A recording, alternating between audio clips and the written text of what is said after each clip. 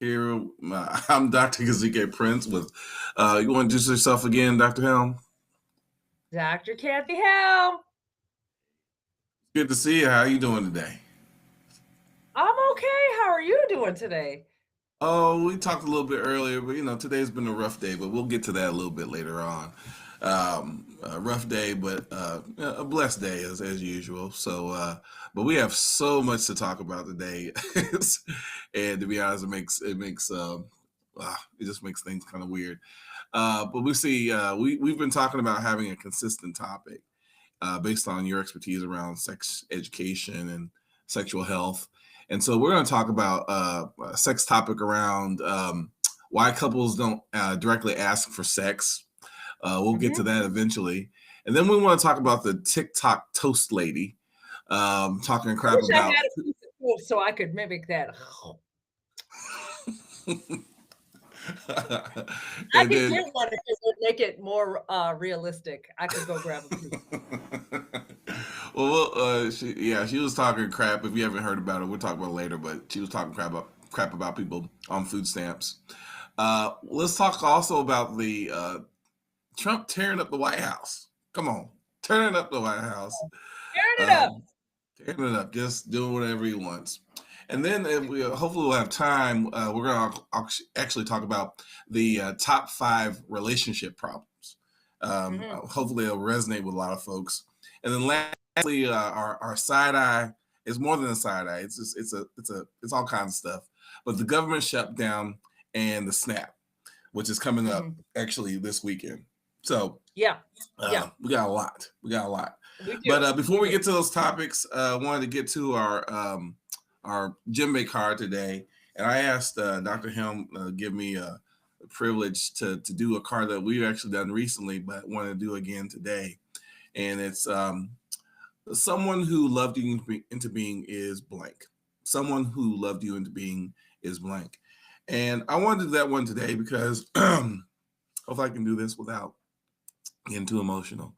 But today, this morning, my grandmother, who her name is Frances Prince, based out of Fifth Ward, Houston, Texas, who has been around my entire life. Unfortunately, she passed away this morning. And I want to just talk about her a little bit, just to kind of honor her, because every time I see someone who talks crap about Black women and Black people, I think about my grandmother.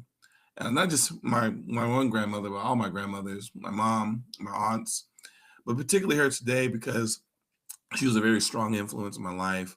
She was someone who noticed me despite my quiet ways when I was younger.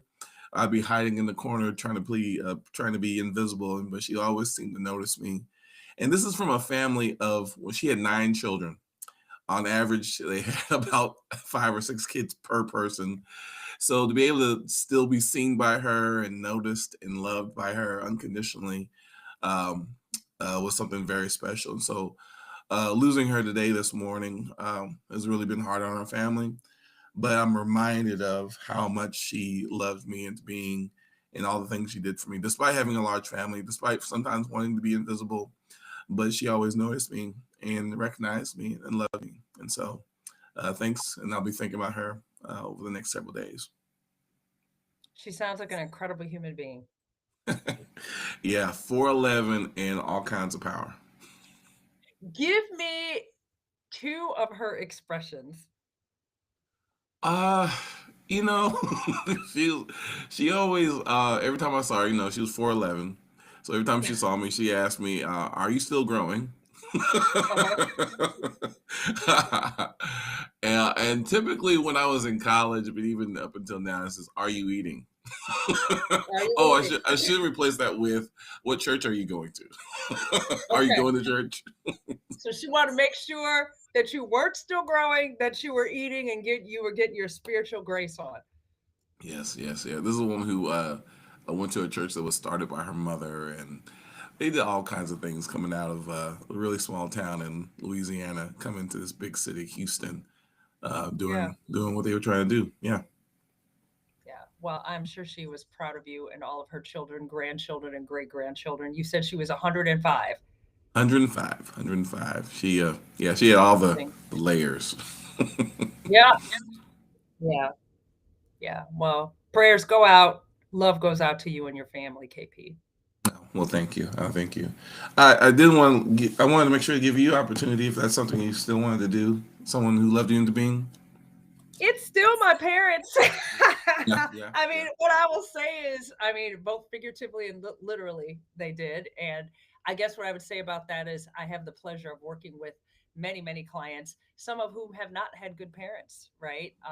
Which leaves people with a lifetime of struggle, oftentimes. And so I'm profoundly grateful for the fact that I did. So, yes, even though they are not here, they have still they are not here with me, but they are still loved me into existence, and I feel their presence consistently.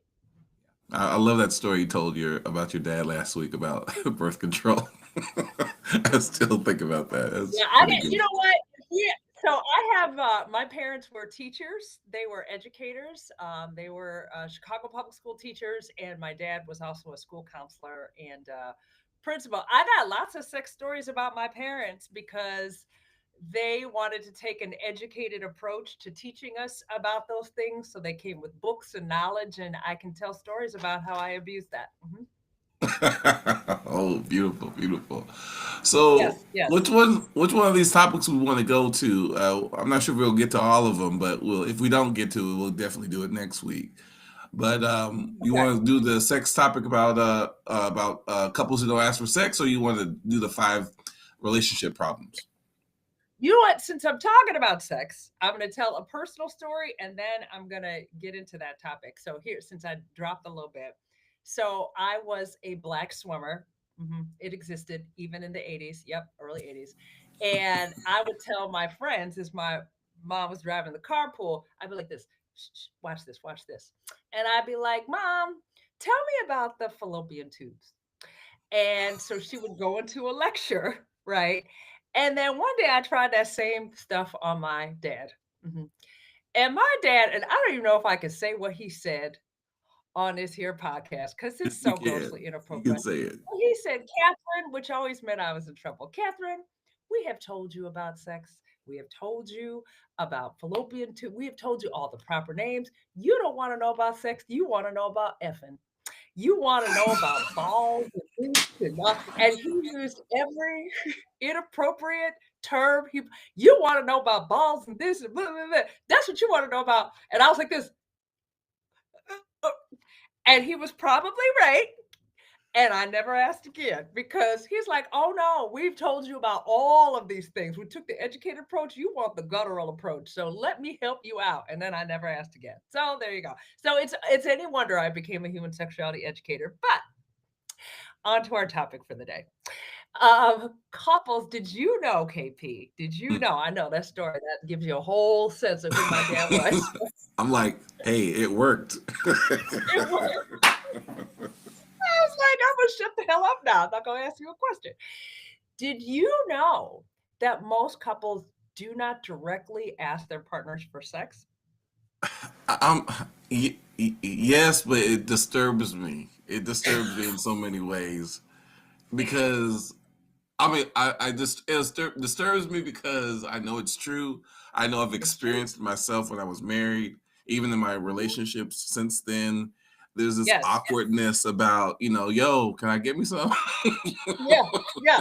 So why do you think that is? It's I think partly I'll speak for myself. There's still sometimes awkwardness, especially if in a new relationship, but even in an Yep. established relationship, there's a part of you that doesn't want to be routine, and there's a part of you that's a little scared, and maybe are they wanting it like you do right now? Because right now I really want it, and you don't want to be told no. Yep. So there's that fear and anxiety a little bit. Um, if you already had a pretty rough day and you've kind of seen that they're having a rough day, but you're like, I really would like to have some right now, and you're like, Yeah. damn, we're not lying.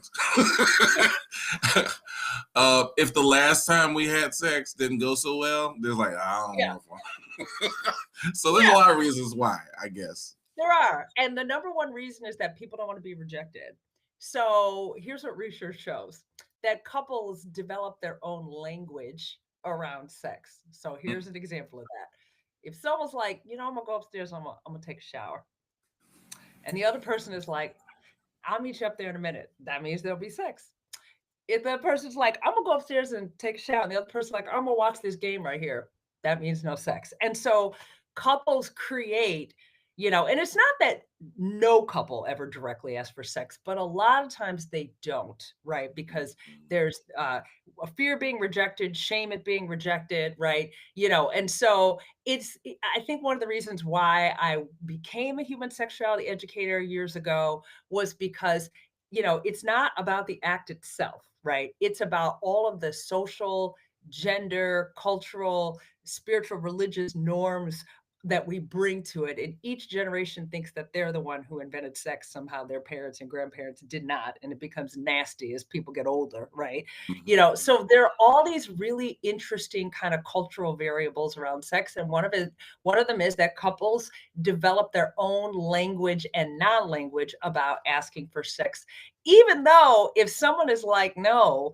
even if you haven't directly asked for it, it's still a no. So you're not really, it's still, we're not doing it. So I don't know, but it is interesting. So most couples for that reason do not directly ask for sex. Yeah, you remind me of a scene from a movie where anytime the wife put her mouth guard or whatever and put her thing on top of her head, it was like absolutely no way we're having sex. Because first of all, I don't want to look at that mouth guard. And what you gonna do? How you gonna do anything with a mouth guard? Okay, and Well, then why you got that maybe bun that's on? what people think though. Maybe they like the mouth guard. First of all, mouth guard is impeding what I want you to be doing in about Right. 5 minutes. So let's just talk about that. And then when you take it out, you drooling all over the place. Come on now, we know what's up.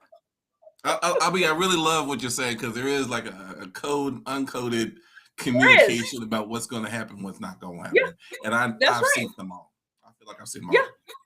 Oh, yeah. Yeah, yeah. But instead, like, as we teach our children about consent and as we sort of are aware of consent, really, you should directly ask, really, and wait to receive a direct answer. But human beings don't do that. Nope, we don't do it. Mm-mm, No, nope. and you know what's funny? 'Cause I learned from this guy. He was a white dude out of Milwaukee, and this is actually around sexual assault that he did training on called "Can I Kiss You?" And Okay. what it basically taught was instead of people kind of hemming and hawing around the subject around sex or just kissing someone, it was better to have a conversation about it and to Yeah. actually ask, "Hey, can I kiss you?" And so, Yeah.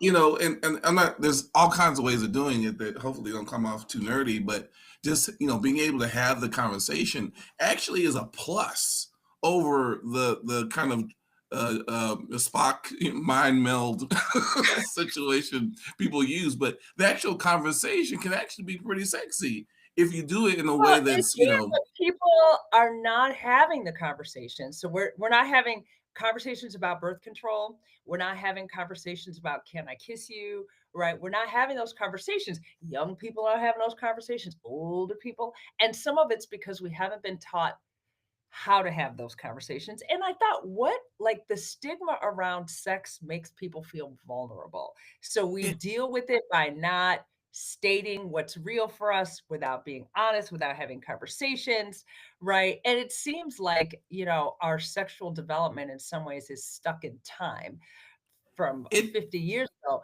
because we can't talk about it. It's true. I mean, what you made me think about was a woman who I was kind of into, and we basically had chosen not to do much of anything. And then the day she was like, "You know what? I wanna do this," and I'm like, "Oh, okay, that's cool." Well, and I was like about to engage in a conversation. She goes, "No, I don't want to talk about it. I just want to do it." I'm like, "Okay, that's aggressive," He said, but well, you like, that's too much, girl. That's I too mean, I much. mean, I mean, maybe I'm more of a communicative kind of person, but I'm ready to do all the talk. Well, now that you've gotten She was permission to do it, ready. let's That's let's she go and didn't talk want that about it. word. No, Yeah, she was let's make ready. it, and let's warm up, let's ramp it up. And she's like, "Nah, I She just said want to words show get up." in the way.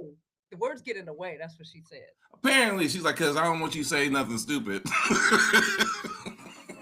And which ruin the is mood. You know what? I don't know this woman, but I will say there's nothing worse when you're like, yes, as your partner says something stupid that ruins the mood. So I don't know. I'm not saying you, but I'm just saying there's nothing. hey, And you're just like, man, this little cute lingerie I got, I'm taking it off. No. Well, it's funny how even when you have two people who are willing to talk about how things still can go awry.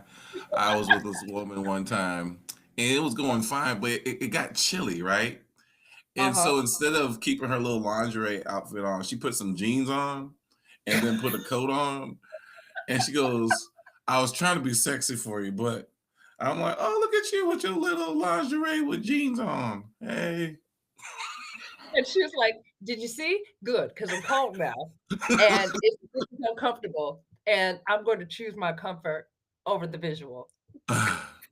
It's just, well, it just speaks to the complication. Even under the better circumstances, when you have people who are willing to talk about it, it can still be awkward and weird, and there's not a simple science to it. But you definitely have to be willing to, because I think in You the do. long term, even when there's times where you probably should shut up, knowing the difference between that and when to speak up, if it's done well and there's a rhythm to it and there's a good relationship, man, the Yeah, quality of your experience can be so much increased. But unfortunately, it's true. people are kind of like robots and they just don't know what to say, and it's And well, so they awkward. don't say anything. Exactly. And this even goes to like when sex doesn't feel good, right? Or Yes. somebody doesn't really want to do it. Like we're not having conversations about these things. So that's kind of outside of today's podcast. But, we're going to be doing a sex topic on every podcast, right? Because who doesn't Yeah. want to talk about sex and learn about sex? So we can see how that impacts your sex life. But, people are not having the conversations they should have, but if you want to know how to get better, you get better by having the conversations and by doing it with a trusted partner. I mean, that's the long and short of it. Yeah. Long and short, but definitely having it and not being, building the courage to have the conversation in a way that seems to Exactly. work well, right? And it does, and like you said, it takes some vulnerability, and Yep, some risk taking on our parts, and that, punishing people if they don't get it quite right the first time. that's a whole other story. Hey, so we write that down as next week topic: punishing sex. Okay, all right, yeah, got that. Got it. Got it. Well, hey, you want to go into the top five relationship challenges? This might be number Top one. five relationship challenges. Okay, so our listeners know that I am an individual therapist, but also a couples therapist, and I see quite a bit of couples. And some of the top five things that couples argue about or that causes problems in their relationship. Are you ready? Do you want to Yeah, I'm ready. guess? Do you want to guess? Okay, go ahead. Why don't you Mm, guess?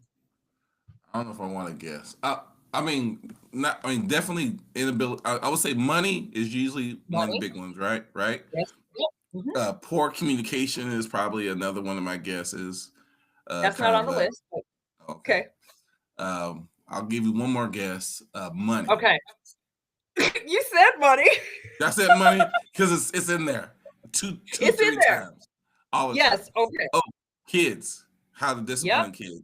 Yep, that's on there, and kids in general. Yep, Yeah, yeah, you're yeah. you're doing well here. Work. How to manage work expectations. That's my other guess. So, things like chores, like Yeah, and yeah, logistic, right? yeah, So yeah, that's yeah. kind of in there. Yep. So Well, we got two that's more: I don't know. values Oh and yeah, time. values. Values and Values time in. spent, like time Ah, spent. So, like if one person's spending more time with their friends, or like how time is spent. So these are the top five things that couples argue about that cause conflict. That you come see a person like me, right, to help you sort through. Those are the top five things. tell me more about the time spent because you and I both know that quality time is usually one of the five easy kind of thing people go the five love languages, and quality time comes up a lot, right? Yeah, Because it's one of the five languages, but there's a lot of people who don't prioritize quality time. It's kind of like some kind of low, and for others it's much higher. And so yeah, I'm glad to hear that's on there on the list. it is. Yeah. Say more. Well, so I think one of the ways that you show your partner that you love them every day is by giving them your attention, which means giving them some of your time, and not like this. Yeah. Yeah. Yeah. Yeah. Sure. What you said. Yeah. Okay. Right. Like, you know, quality time, right? Yes, Which, quality. you know, relationships are like plants. If you don't water them consistently, they will die. Maybe you don't have to water them every day. And so time spent, not just like, okay, you go out with your friend. Yeah. Look You see that green plant over there? See, it's thriving. It's thriving. It's It's getting thriving. neglected for real, for real. This is my only plant in the house because I don't have enough time to take care of plants. And so I got one, right? And so time spent really has to do with like time is a finite resource. What as a couple do we choose to do with our time? And are we in agreement on it? Right. And Mhm. so, if one person is a home party and the other person wants to be out all the time, that can be a conflict. One person wants to spend more time with friends, right? So, what do we do with the time that we have? And Mhm. what is the message behind how we're choosing to spend our time? Right, and it's always a funny thing around spending time because, like you said, it's are you a homebody? You like to be out and about or not? And then Yeah, where are you willing to make compromises, right? Because and how much of is too much of a compromise? Because, like you said, I may not be a big party person, but you know what? I know you like to go out, and so I'm gonna go out with you this time. But you know what? Next week I'm not. Just yeah, those yeah, compromises. yeah. And I think, in that instance in particular, like if the couple's been together a long time, the person who stays home might really be like, no, you go out and do you have a great time. I want to be in this house by my dammy Mhm. having a great time, right?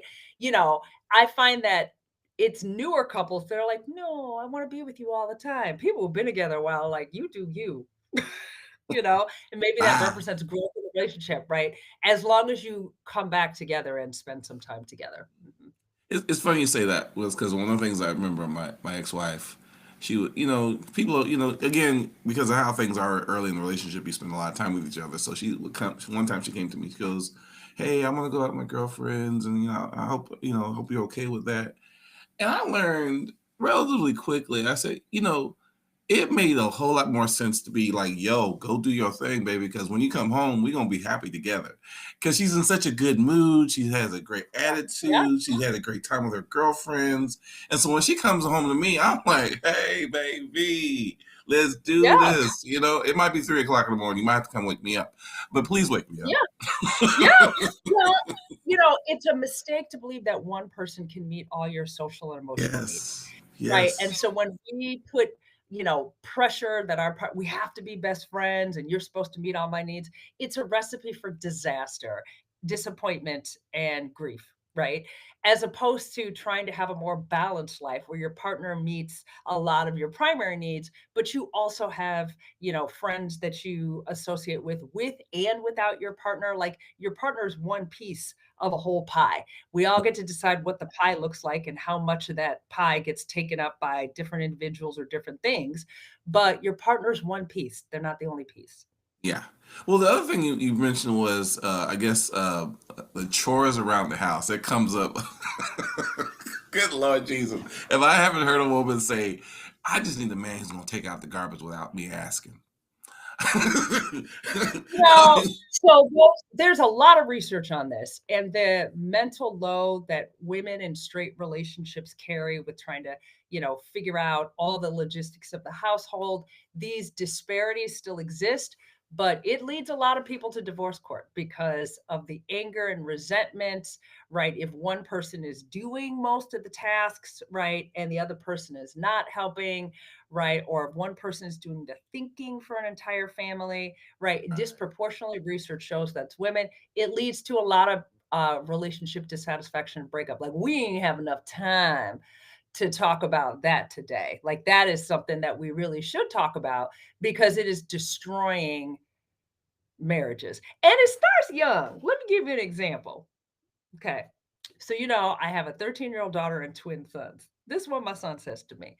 I like it better when you butter my toast. He's 11 years old. He can butter his own damn toast, right? It tastes different. And to me, that's just learned incompetence. You could get, I need a knife. This is the drawer. Get up and get up. My daughter tries to you better get out of my way. I could do all of this myself. My son's like, no, I like being taken care of. Hey. And I'm like, what is the what? What is that? And I'm like, I'm not trying to turn them into bad partners who don't do their fair share around the house.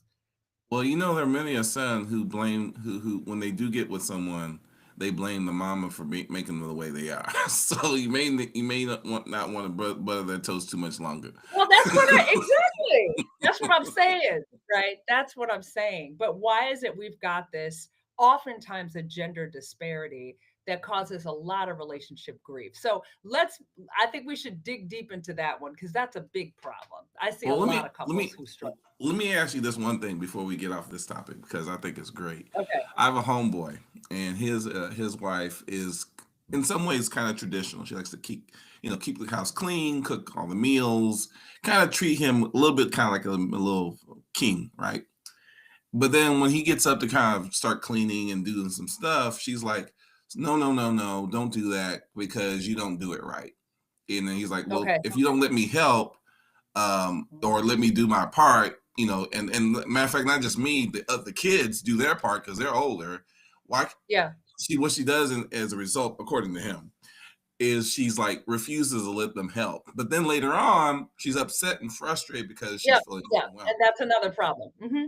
So, it all has to be my way or my way is the right way. All of that gets in the way of the goal of equity in the household. So that is often equally ridiculous. Well, he won't do it right. And I'm like, that's not okay, right? So, because that contributes to the problem. So, we could look at all of this from, a privileged perspective, a patriarchal perspective, like, matriarchy. We can look at it from culturally, like we can look at it from different perspectives. But if the end goal is that two people, right, are helping out and it equal, I'm not talking about equal, I'm talking about equality, which is Hmm. different, Hmm. right? But if couples are happy, even if they fall down on traditional gender roles, if they're both happy with the way it looks, then don't mess with that. They're happy Yeah. with it, Yeah.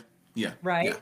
But Right. oftentimes, what couples forget is things change, right? So Mm. if you start feeling underlying resentment that is consistent and Yes. it's unrelenting and not going away, that frequently tells you, okay, something needs to change and we need to look at changing Right. something. Right. Now, of course, some people's solution to what you just described is he needs to clean better.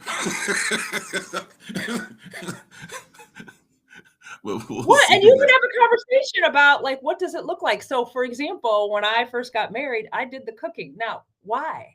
I'm very mediocre. Like I won't kill anybody with my food, but it's functional for me. My husband was a professional chef. Oh, Chef. So I was like, I had to ask myself, why are we eating my mediocre food when he's gifted in the kitchen? So, and I was resentful about it. We switched that. I was like, no, I'll go to the store and get it, but you cook it. Much better food. Much yeah. better food. So we work I'll with go get it. our skill sets. Yeah, I'll get it. I get it. And I'll clean it up. So I love that. I love that. I love that. Well, we got a little time. I wanted to fit in this nonsense that we're dealing with.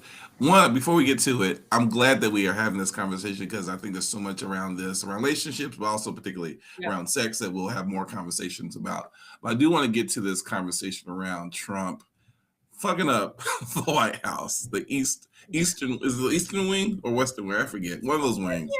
Eastern Wing. Why are we doing this? You just put a crane into what? I Can you help me understand? Like, there's so much stuff going on in the world. People aren't eating. People health insurance about to go through the roof. People are losing their jobs. Everybody is stressed out. People aren't paying the military. No one's getting paid, and we gonna just put a $3 million renovation and just mess up the White for what? For what? Well, there's a couple of theories out there. I don't know if they're conspiracy theories or real theories, but some people believe this is the same MO that Hitler. Now, when people hear Hitler and Nazis and they immediately kind of shut down. But a point that people are making is that these are the kinds of activities people who want to kind of be dictator like or authoritarian like they make. Because what he's doing right now is taking donations from billionaires to pay for these renovations and the development of the ballroom that's supposed to be this huge grand thing. And it, to me personally, feels very out of That's unethical. say again. It's unethical. Well, he's breaking all the rules to do it, right? He's fired everyone on the committee who's responsible for advising him and the other parts of the government about what things should look like, and basically saying, "Hey, I'm gonna do what the hell I want, and I don't need your help." And then he's getting all these billionaires to put in millions and millions of dollars for these renovations, and it's not right because what do they call the White House? They call it the People's House. Well, it ain't. People No. aren't allowed up in there. I just you like what, huh? And you know Huh? what they do. You know what they get. They say, "Well, Barack Obama built a basketball gym. I'm like, Okay. that pales in comparison. And he didn't mess up the west or east or any wing in the White House. So Well, whatever. this man don't demolished, just took it down for Oh, a and I ball think run. well, and I think what feels bad about it is because it's the people's house. Because we usually are involved, we meaning people who represent the community of folks, are involved with what things should look like, trying to make it more up to date. Yep. Not he's all neoclassical, old school nonsense. I'm like, bruh, what are you doing? I don't So know. it's insane. I don't know. And I'm a little inclined to believe it feels kind of like a little Hitlerish, little Nazi-ish, kind of whatever. So he can get his people to pay him and make it enrich himself and the people that he knows. So which seems to be the end result of all of this, in my opinion. Uh, let's cover one more thing since we Yeah. on people who are getting on our damn nerves. Is this TikTok toast lady who was talking shit about people on food stamps? So The she's up here, up on the TikTok, okay, eating toast. I think her name is Latasha, eating dry ass toast, Her okay, name is like Natasha. Latasha, I think. And I was Latasha. like, really? Really? And she is not of our ilk. She is not. So she up here eating this dry ass toast, talking about, I don't feel bad for you, right? What did you do with last month's food? And it thought, I think through our podcast, we've spoken a lot about the value of kindness, which is considered weakness in some circles, but kindness, caring, and empathy. And anybody at any time can be poor. These are human Yes. beings, these are people. Human suffering is not funny, it's not okay. Right now, you got people policing what people can buy with food stamps. Well, you need to buy, and it's kind of like, what are you doing? Right? Anybody under the right circumstances could become poor. That could be you. Why are you denigrating people because they're suffering? Right? Why do you care what's in somebody else's grocery cart? Well, Right? To and me, it's just drama. And here she is up on the TikTok with her dry toast talking about, well, this toast with peanut butter on it is quite delicious. And this is what you should try. And what did you buy with last month? And I just thought to myself, what is wrong with you? First of all, if you think that way, keep it to your damn self. And yeah. second of all, why are you why do you think you're superior, right? Just because you have enough to eat. And then, Well, people want to pray to Jesus who was poor. right. Well, and I feel like first of all, mind your business. Mind It's your none of your business. business what I'm eating, not eating, what I spend my money on or not. And so what I'm on SNAP or whatever kind of food assistance because, this is circumstance that we're in. But what they'll do is go find a video of someone who's, I need to eat and fulfills every stereotype they have of people who are on public assistance or welfare. And there's a few out there, but they're not the majority. Most people are struggling. They're going from paycheck Yeah, to paycheck. They're using this a subsidy literally yeah. as it's described to subsidize so they won't starve, and that is the Did you vast know majority. our military, I believe, gets SNAP benefits, Yep, people right? who Like, work at Walmart. yeah, and so, why are we making fun of people who have food insecurities? It is so awful. You think to yourself, It's what? awful. Why is that okay to do? Why do you think that that's okay? Right? Well, Why do we look down on people who are down on their luck? Why? As opposed to being helpful, or at least at the very least, shut your damn mouth. Don't say anything. mind your business. Mind your business. So but Eh, she did lose her job. They didn't think that was her toast eating, denigrating self. They didn't agree with that. So some of the parodies are kind of funny. But I just, the whole thing just turns my stomach. People need support. They don't need you all up in their business judging them, because it's not that I don't think most people, if they would want food assistance, if they didn't need food assistance. What's right, the matter? right, right. And I think the problem is that I think they're disconnected from reality. The reality of people who are definitely in need of these types of resources, and we're still the wealthiest country in the world. Why wouldn't we be doing these kinds of things? And so it just makes kind of no sense to me. We're running out of time, and so I wanted us I want to skip our engagement card and get to our Okay. celebration card. If that's okay with you. Yes. I like a celebration. It's gonna be Halloween for those Yes, celebrating. Halloween. Make sure you don't hand out too much diabetes candy, okay? Folks be loading up on the sugar. Let me see here. Here we go. Compliment each. This is our celebration card. Compliment each player. Something I appreciate about you is blank. Something about you, Dr. Helm, is how one, we've been really good friends for a while, and we've been doing this podcast together.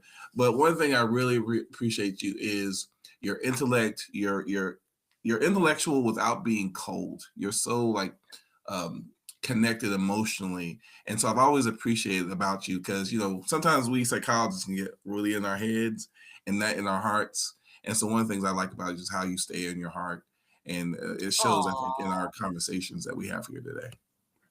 thank you. And I was gonna say about you, I love how you love your family.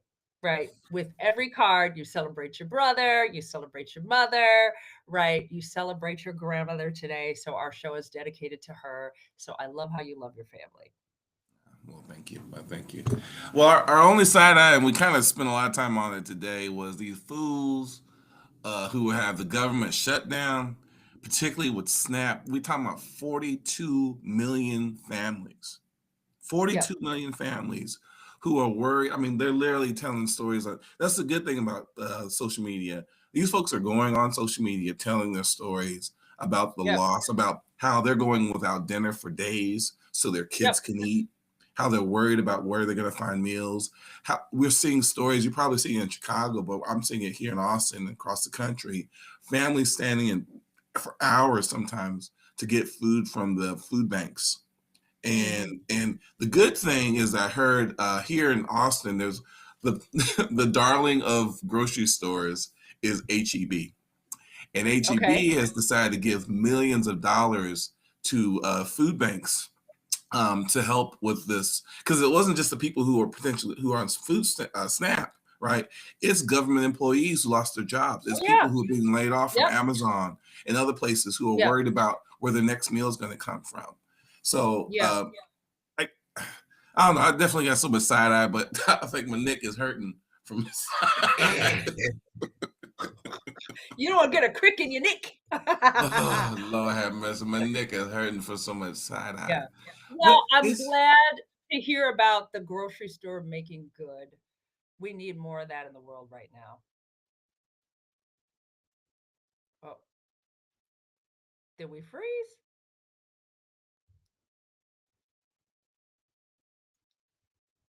Okay, if you guys are still listening, I think we're frozen. There you are. I there think you we are. froze. Sorry.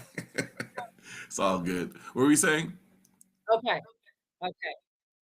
I just said, I'm glad that there's a grocery store making good in the world. We need more of that. And so I think it's about time to sign off. Yes, it is. Well, thank you so much. This is Riffing While Black with Dr. Helm and Dr. Prince making things happen. I'll see you next time. I'll see you next week. All right, then. Take care. Bye-bye.